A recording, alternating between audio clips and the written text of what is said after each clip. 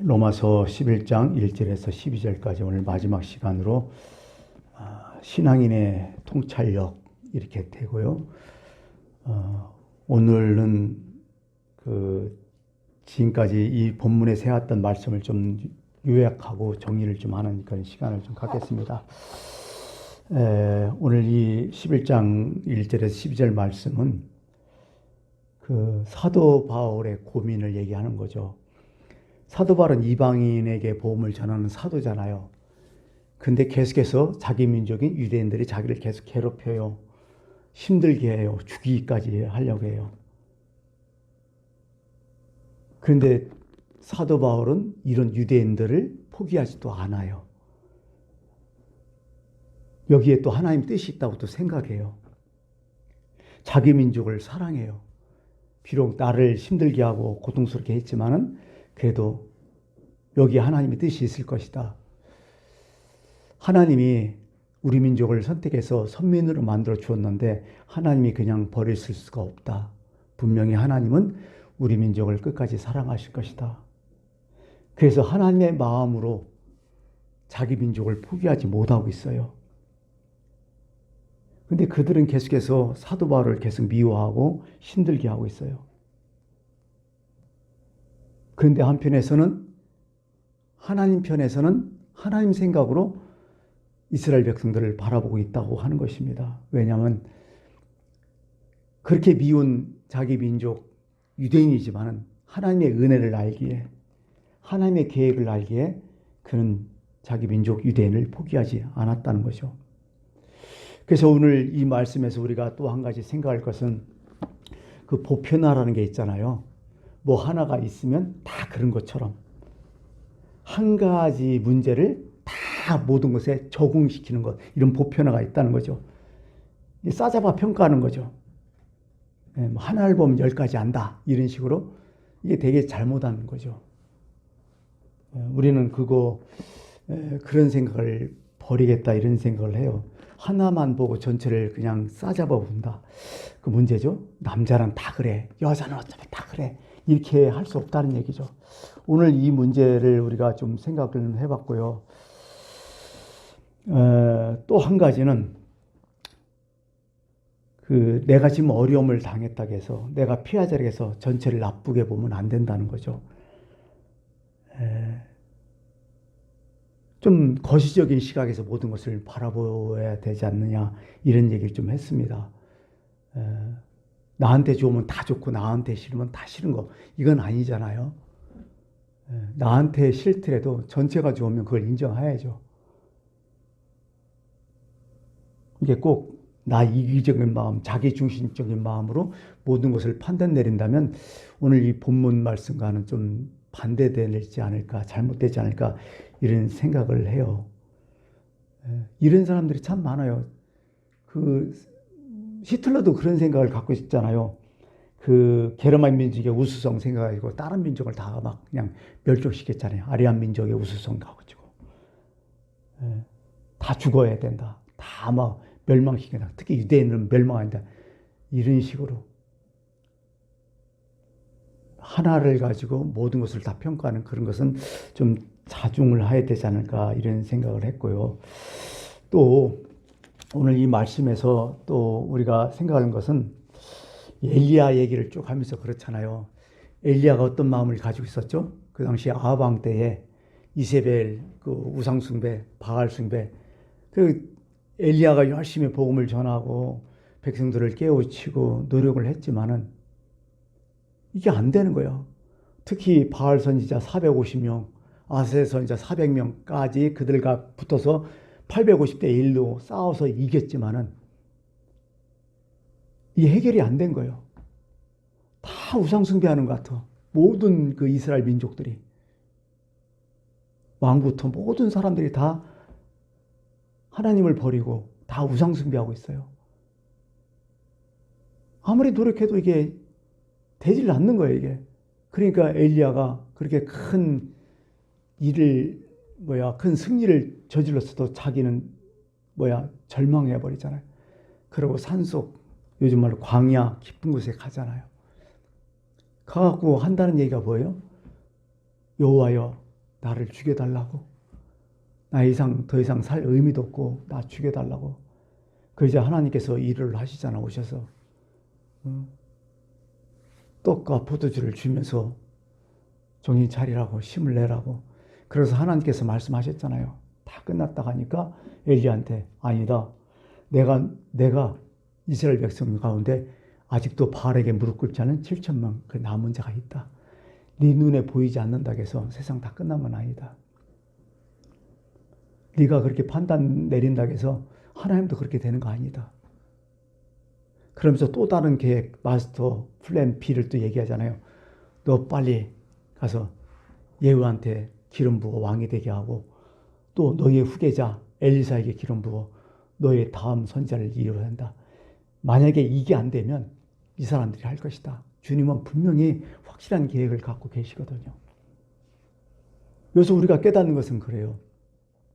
우리가 절망하고 끝났다, 그렇게 얘기할 수 있지만은, 그러나 하나님이 앞으로 어떤 일을, 뭘 숨겼는지 아무도 모르는 거죠. 우리가 포기하지 않는다면, 우리가 계속 믿음으로 계속 버티고 나간다면 분명히 하나님은 우리에게 가장 좋은 길을 이루어 줄 것입니다. 그래요. 모든 세상 일이 다 그런 것 같아요. 내가 제일 좋아하는 게 인간사 세옹지마를 늘 마음에 두고 살아요. 늘. 여러분들 다 알잖아요. 세옹지마가 어떤 소리인지. 변방에 한 노인이 있었는데, 그죠? 아주 귀하게 키운 말이 한 마리 있었는데, 이게 오랑캐나루 도망갔어. 사람들이 찾아와서 노인을 이루해요.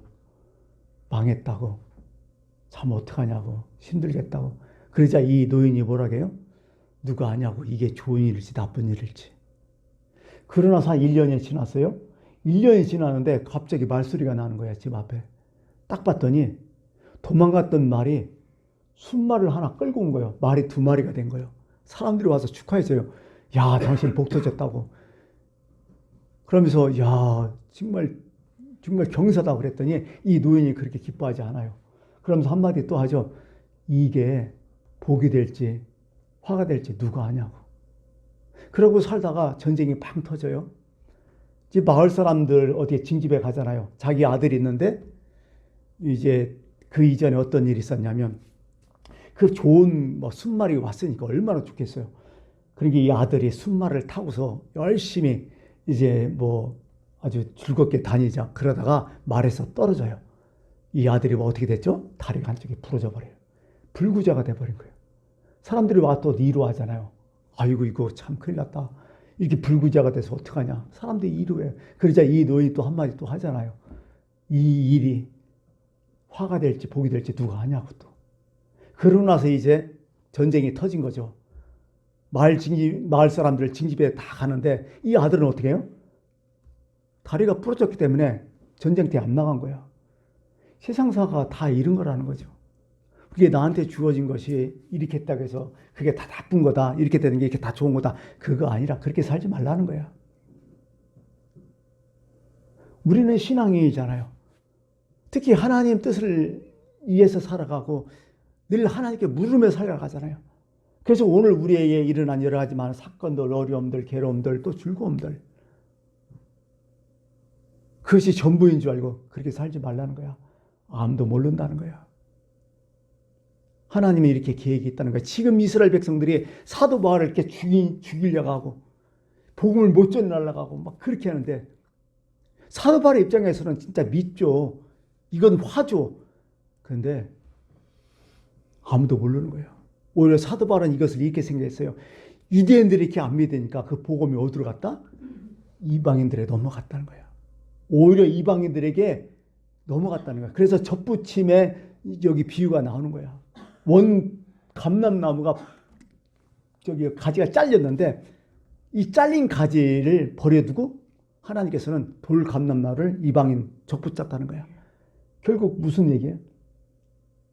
유대인들이 복음을 안 믿고 핍박하고 괴롭게 했지만은 결국 하나님의 뜻은 이방인에게 복음을 또 전해서 더 많은 사람들이 예수를 믿었다는 거죠. 지금 보세요. 유대인보다 이방인들이 더 예수를 많이 믿는 거 아니에요? 어떻게 보면 하나님이 이렇게까지 열심히 믿는다는 거죠. 아까 얘기했지만 또 두 번째는 남은 자가 있다는 거야. 반드시 하나님은 지금부터 역사 이래에 다 남은 자를 들여 다 쓰셨어요. 중세 시대 때 그렇게 교회가 썩고 문란하고 어려웠을 때 수도원에서 고행하던, 수도원에서 순수성을 지키려 하던 그 수도사들을 남겨놨잖아요. 중세 후반으로 갈수록 너무 썩어가지고 정말 이거 암흑의 시대가 돼버리잖아요. 그때 또 어떻게 돼요? 에라스무스라든지, 그죠? 여러분이 잘 아는 마틴 루터라든지, 잔 녹스라든지, 찌빙글리 이런 사람들 남은 자를 쓰셔갖고 다시 종교를 이렇게 새롭게 또 해버리잖아요. 오늘날도 똑같은 거예요. 하나님은 반드시 그 남은 자를 통해서 우리를 들어 쓰신다는 거죠. 아무리 크고 화려해도 소용없어요. 오늘날도 똑같아요. 그게 누가 하나님 앞에서 남은 자로 살아남느냐가 이게 너무 중요한 거지. 어떻게 보면 우리도 우리 신앙생활을 하면서 우리는 늘 마음속에 다짐을 좀 해야겠죠. 하나님, 내가 하나님 앞에 남은 자가 되게 해달라고. 남은 자로 좀 사게 해달라고. 교회가 어떠고 저떠고. 요즘 여러분 보세요. 교회가 온전한 교회, 요 교회 무진장 얻어먹잖아요. 진짜 말도 안 되는 교회들 많잖아요. 우리 스스로도 위기감을 느끼잖아요. 이게 기독교냐, 이게 나라냐 했듯이 이게 기독교냐, 자 그런 말이 들잖아요. 진짜 기독교인들이 엉뚱한 짓 많이 하고 있잖아요. 말도 안 되는 짓 하고 있잖아요. 기독교가 다 썩어 문들어갖고 이게 뭐냐. 근데 분명히 하나님은 남은 자를 두고 있다는 거예요. 표시 안 나요. 이런 사람들은 숨어 있어요. 드러나지도 않아요. 아무도 몰라요. 그런데 반드시 이런 사람을 통해서 또 다른 하나님의 역사가 이루어지고 있다고 하는 것입니다. 그런데 중요한 것은 이 남은 자가 누구냐는 거예요. 내가 열심히 했다는 거 아니라는 거예요. 택하심을 입어서 남은 자가 됐다는 거예요. 하나님이 택했기 때문에 이게 남은 자가 됐다는 거예요. 여러분, 우리가 신앙생활을 하면서요, 우리가 신앙생활 잘못하는 이유가 뭔 줄 알아요? 간단해요. 하나님께서 나를 택했다는 것을 잘 모르는 거예요. 의심하고 있기 때문에. 내가 하나님의 자녀가 됐다는 것을 확신을 갖지 못하기 때문에 제대로 신앙생활을 못하는 거예요.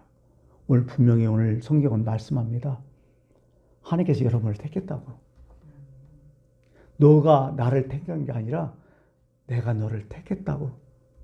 네가 나를 부르기 전에 이미 너 마음속에 나를 부르는 그 은혜를 넣어줬다고. 그래서 내가 이 자리에 왔고 하나님을 찾는다고. 그러므로 너는 택한 사람이라고. 그게 남은 사람이라고. 그렇게 살아가라고. 5절에 그런지 이와 같이 오늘날도 마찬가지라. 옛날에 택한 자를 통해서 하나님께서 역사하셨듯이 오늘도 똑같이 하나님은 이 택한 자를 통해서, 은혜로 택한 자를 통해서 역사하신다고. 그러므로 우리가 어떻게 살아갈 거냐? 늘 택한 자의 마음으로 살아가야 된다. 이걸 다시 표현한다면 늘 은혜 아래 살아가야 된다. 내가 내 힘으로 사는 것 같지만은, 내가 내 능력으로 살아온 것 같지만은 뒤돌아보니까 이게 다 은혜였어요. 한번 사건이 딱 터져보면 알아요. 내가 평상시에 그 일상생활을 한다는 게 얼마나 행복한 것인지를. 아침에 일어나서 직장 가서 일터에 가서 일하고 저녁에 들어와서 밥 먹고 편히 쉬는 거, 이게 아무것도 아닌 것 같지만 이게 엄청나게 행복이라는 거. 이게 은혜 안 해주면 이게 될 수 없다는 거. 여러분, 이걸 깨달아야 돼요. 지금도 병원에는 꼼짝 못하고 누운 사람들이 너무 많아요. 지금도 어떤 문제 때문에 헤어나지 못하고 인간으로 살기를 포기하는 사람들이 참 많이 있어요.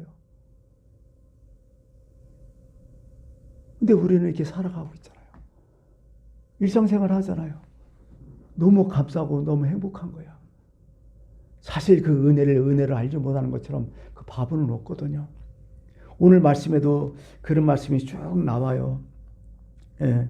기록된 바 하나님이 오늘까지 그들에게 혼미한 심령, 보지 못할 눈, 듣지 못할 귀를 주셨다 한 것 같으니라. 은혜를 받고 있으면서도 은혜를 전혀 깨닫지 못하고 살아간 사람, 이 마음이 이런 거라는 거죠. 이 사람이 제일 불쌍한 거예요. 여러분, 어떤 사람이 제일 행복한 것 같아요? 조금만한 기쁨에도 웃는 게 제일 행복해요. 애들 보세요. 잘 웃잖아요. 어른들 잘 안 웃어요. 그래서 불행한 거예요. 조금 하는 거에서도 감사할 줄 알고, 예. 우리 일상생활 가운데서 하나님의 은혜를 생각해서 늘 그 은혜를 생각하면서 기뻐할 줄 아는 사람, 그 사람이 행복한 사람이 아닐까, 이런 생각을 저는 늘 해보고 이렇게 살아가고 있습니다. 이제 마무리를 좀 져야 될 것 같아요. 참 모든 일에는 하나님의 경륜이 있다고 늘 생각해요. 12절 보니까 그들의 넘어짐이 세상의 풍족함이 되며 그들의 실패가 이방인의 풍성함이 되곤 하물며 그들의 충만이리요. 넘어졌다고 해서 실패했다고 해서 아니다. 하나님은 전체를 보고 계신다. 너희들이 넘어지니까 한쪽에서는 풍성해졌다. 너희들이 실패하고 나니까 그들이 충만해졌다. 이런 얘기를 하고 있습니다. 오늘 우리에게 일어나는 많은 일들이 있어요. 참 힘든 일이요. 그 일 닥치면 참 허둥대요. 괴로워요. 앞이 캄캄해요. 뭘 어떻게 할 줄 잘 몰라요. 이대로 끝인가? 이제 다 됐나? 이런 생각 들 때 있어요. 그러나 나의 마음이 이런 마음이 있다면 하나님은 이미 또 다른 계획을 갖고 계셨을 거예요. 내 마음이 이런 마음을 있다면 분명히 이런 마음을 통해서 하나님은 또 다른 플랜 A를 또 갖고 계실 거예요. 분명히 하나님은 우리를 사랑하시고 우리를 택했어요. 결국 우리의 인생은 누구한테 잡혀있다? 하나님 앞에 잡혀있다는 거예요. 모든 것이 다 하나님이 운행하신다는 거예요. 다 하나님의 경륜 안에 있다는 거예요. 그러므로 우리가 오늘 이제 예배 끝나고 집에 돌아가지만 늘 나는 하나님의 경륜 안에 살고 있다. 하나님의 뜻 안에 나는 살고 있다. 내게 나쁜 일, 좋은 일이 일어나지만 그게 다 하나님의 경륜이다. 하나님의 뜻이다. 나를 통한 하나님의 뜻이 있다. 그것을 분명히 깨닫고 이게 좋은 일이 나쁜 일이 아무도 모른다. 다만 오늘 우리 삶 가운데 오늘 최선을 다하며 감사하며 하나님의 은혜를 생각하며 살아가는 것이 바로 우리의 삶이라는 것을 꼭 기억하면서 오늘 말씀을 마치겠습니다. 기도하겠습니다.